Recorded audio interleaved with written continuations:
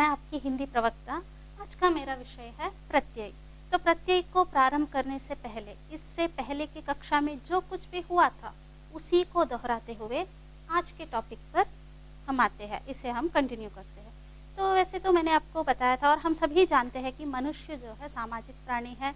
समाज में रहने के नाते आपस में बातचीत करना बहुत ही आवश्यक होता है और मनुष्य ही एक ऐसा प्राणी है जो बात कर सकता है, बोल सकता है, लिख सकता है, समझ सकता है और उस विषय को, जो कुछ भी विषय उसने समझा है, उस विषय को वो विश्लेषण भी कर सकता है।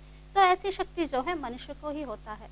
तो इसी वजह से मनुष्य भाषा को माध्यम बनाकर, भाषा वह साधन है जिसके माध्यम से वह अपने मन के विचारों को लिख सकता है और बोल सकता है। लिखकर और बोलकर अपने मन की भावनाओं को, विषयों को वो व्यक्त करता है। तो यहाँ पर हम देख सकते हैं कि भाषा के दो पक्ष हो गए, लिखित और मौखिक। मौखिक यानी कि जो मैं अभी बात कर रही हूँ, जो बोल रही हूँ, मैं जो कुछ भी विषय बोल रही हूँ वो मौखिक भाषा का रूप है, उसे कह सकते हैं कि हम मौखिक भाषा का रूप है। उसी तरीके से लिखित रूप यानी कि जो कुछ भी मैं बोल रही हूँ उसे आप या तो नोट कर रखोगे या तो लिख कर रखोगे, या कुछ भी विषय हम जानते हैं उसे लिख कर रखना, जैसे कि पत्र लिखना या नोट्स लिखना, उस तरीके से लिख कर रखने की जो क्रिया होती है उसे हम भाषा का लिखित रूप भी कह सकते हैं। तो इसके लिए हमें क्या चाहिए? लिखने के लिए और बोलने के लिए शब्द बहुत ही महत्वपूर्ण है। शब्द एक तरह से हम उसे निधि कह सकते हैं, ट्रेजर कह सकते हैं। भाषा बोलने के लिए और लिखने के लिए शब्द एक बहुत ही महत्वपूर्ण चीज़ है। बिना शब्दों के हम कह नहीं सकते, लिख नहीं सकते, ऐसा होता है। तो किसी भी भाषा, चाहे कोई भी हो सकता है, हिंदी, कन्नड़ा, मलयालम, तमिल, तेलुगु, अंग्रेजी, कोई भी हो सकती है। तो लिखने के लिए क्या चाहिए, बोलने के लिए क्या चाहिए? शब्द चाहिए। शब्द जो है किसी भी भाषा के लिए महत्वपूर्ण होता है। तो शब्द ही भाषा को समृद्ध बनाता है, तभी शब्द को भाषा की संपत्ति कहा जाता है। भाषा का शब्द सामर्थ्य ही उसे, भाषा को एक तरह से सुदृढ़ बनाता है। क्या? शब्द ही सुदृढ़ बनाती है। शब्द, बिना शब्दों के भाषा का कोई महत्व नहीं रहेगा वहाँ पर। तो शब्द बहुत ही इम्पोर्टेंट है।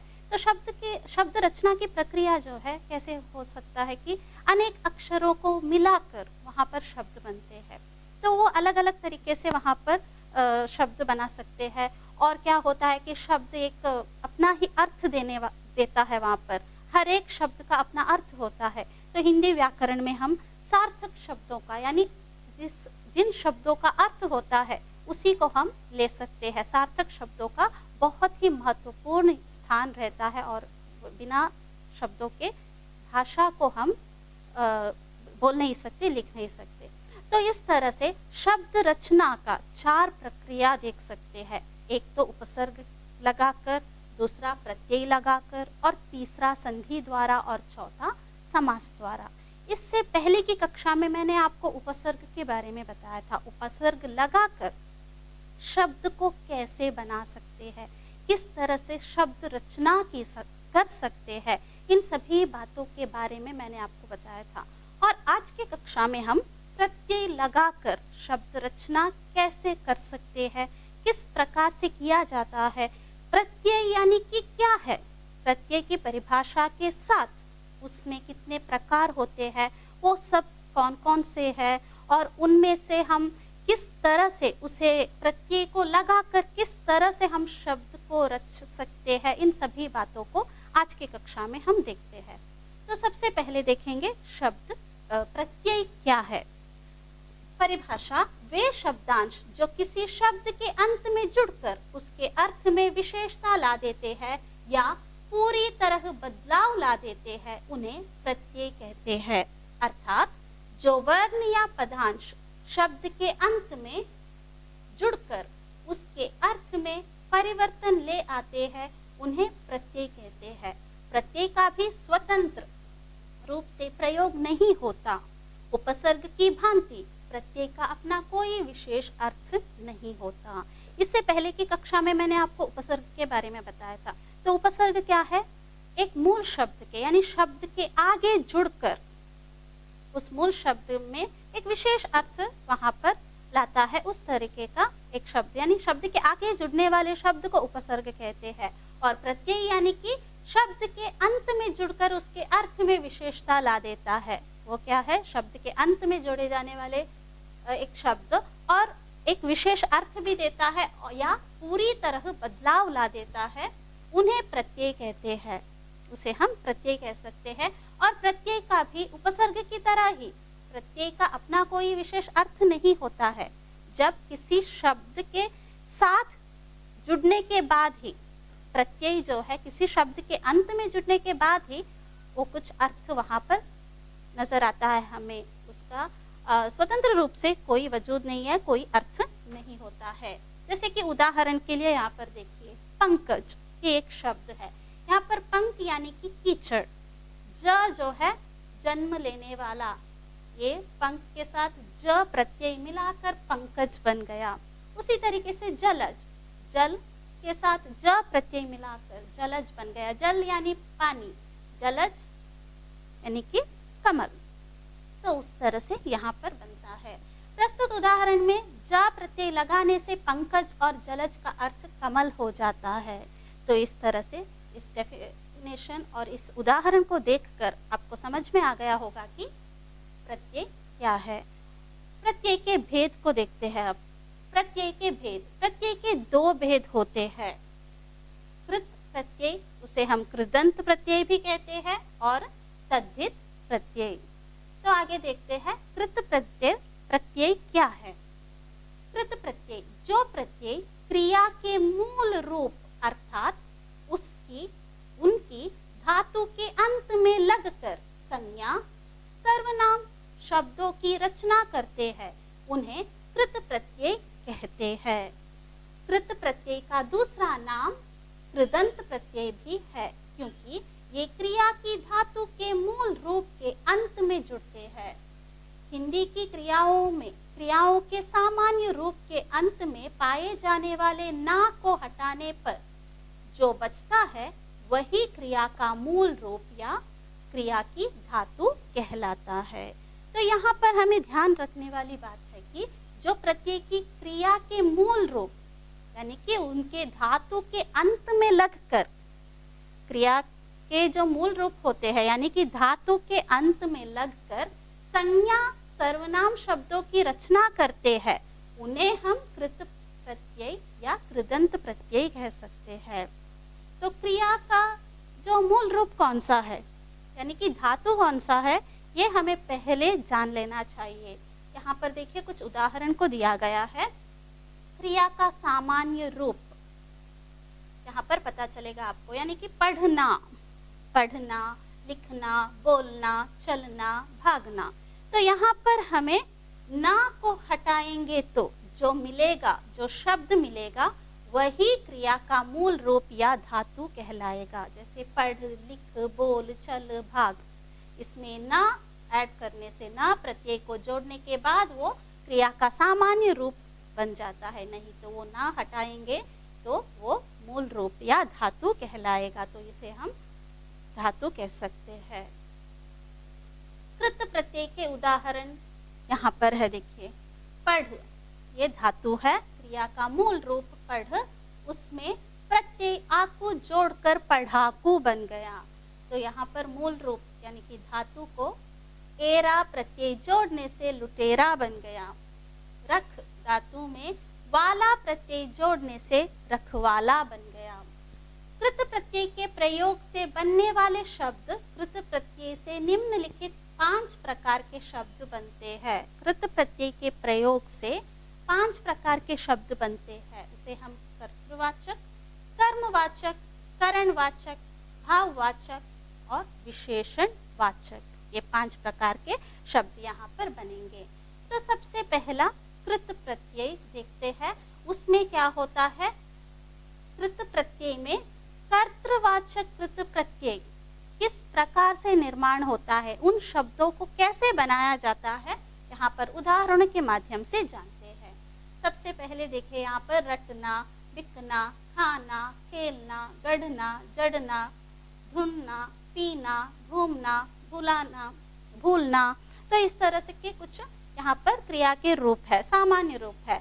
उसमें रट ना निकालेंगे तो हमें क्या मिला, मूल रूप मिल गया। उसमें ऊ ऐड करने पर, ऊ प्रत्यय जोड़ने पर रट्टू। बिकना, इसमें ना हटाएंगे तो हमें एक मूल शब्द मिल गया, धातु मिल गया बिक। बिक में ऊ ऐड करने से बिकाऊ। उसी प्रकार से खाना, खा में ऊ ऐड करने से खाऊ। तो उसी प्रकार से हमें सभी शब्दों में यहाँ पर हम नोटिस कर सकते हैं कर्तृ यानी कि कर्तृवाचक क्या है, कर्तृवाचक क्या है वो हमें पहले जानना है। यानी कि कर्तृ यानी कि हमने ऑलरेडी इससे पहले की कक्षा में हमने पढ़ा था कर्ता, कर्म, करण, ये सभी यानी कारक। कारक के भेदों को अगर आप अच्छे से समझोगे तो यहाँ पर कर्तृ में क्या इम्पोर्टेंट है, यानी कि कर्ता को इम्पोर्टेंस दिया जाता है और कर्ता के अनुसार ही क्रिया बदलती है, क्रिया का रूप कर्ता के अनुसार होती है। तो उसको हमें ध्यान में रखना है। और यहाँ पर जब इसमें कर्तृवाचक कृत प्रत्यय किस प्रकार से बनाया जाता है, उसका निर्माण कैसे होता है, हमें इस उदाहरण के साथ देखेंगे तो समझ में आएगा। तो इस तरह से जैसे कि खेलना, ये एक क्रिया का रूप है।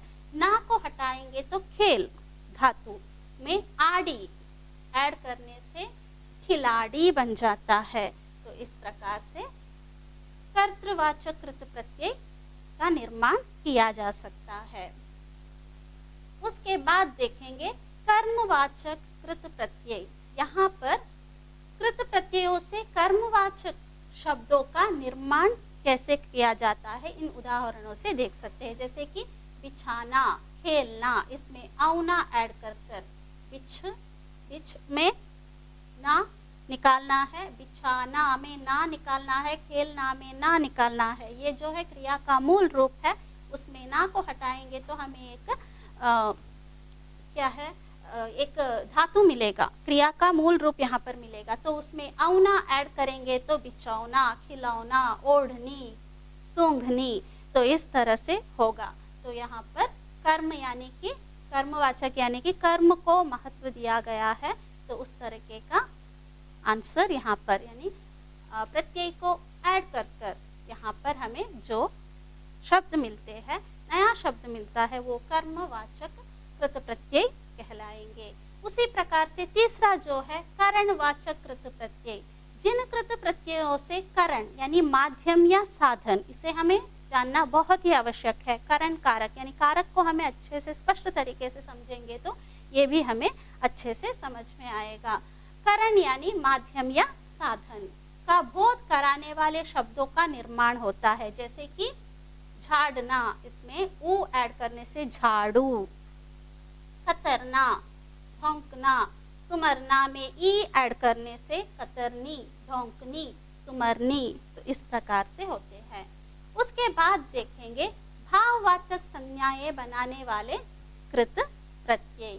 तो यहाँ पर देखिए भाववाचक संज्ञा में ना तो कर्ता को महत्व दिया जाता है ना कर्म को। यहाँ पर भाव को ज्यादा इंपॉर्टेंस दिया जाता है, यानी क्रिया को ज्यादा इंपॉर्टेंस दिया जाता है। उसे हमें अच्छे से जान लेना है। और उसके बाद इन प्रश्नों को, अगर इन उदाहरणों को हम देखेंगे तो वहाँ पर हमें अच्छे से समझ में आएगा। जैसे कि पूज में आ ऐड करने से पूजा, कथ में आ ऐड करने से कथा, इच्छ में आ ऐड करने से इच्छा। तो ये सभी जो है प्रत्यय है, ये सभी जो है क्रिया के मूल रूप है। इसमें इस प्रत्यय को अंत में जुड़ते ही यहाँ पर एक नया शब्द हमें मिलता है। उसी तरीके से देखिए कसना, घूमना, यहाँ पर कस ना हटाना है, कस मूल शब्द है, उसमें आव ऐड करने से कसाव, घुमाओ, छिड़काव, इस तरह से आएगा। पूजा, आप पा में पूजा पा, लगना, चढ़ना में आना ऐड करने से लगान, चढ़ान। तो इस प्रकार से हम देख सकते हैं। उसके बाद जो आएगा अगला तद्धित प्रत्यय।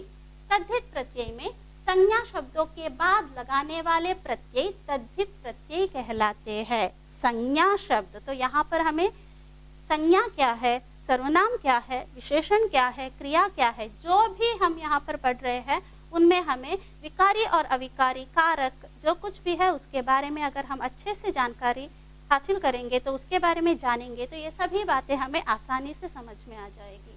तो यहाँ पर देखिए तद्धित प्रत्यय, संज्ञा शब्दों के बाद लगने वाले प्रत्यय तद्धित प्रत्यय कहलाता है। संज्ञा यानी कि किसी व्यक्ति, वस्तु, स्थान आदि के नाम को बोधित करने वाले शब्द को, ज्ञात होने वाले शब्द को हम संज्ञा शब्द कह सकते हैं। तो तद्धित प्रत्यय यानी कि संज्ञा शब्दों के बाद लगने वाले प्रत्यय तद्धित प्रत्यय कहलाते हैं।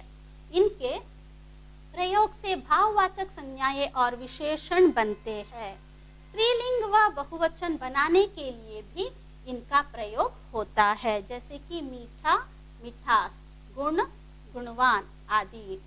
इसमें देखिए कुछ बातों को यहाँ पर हमें ध्यान में देखना है।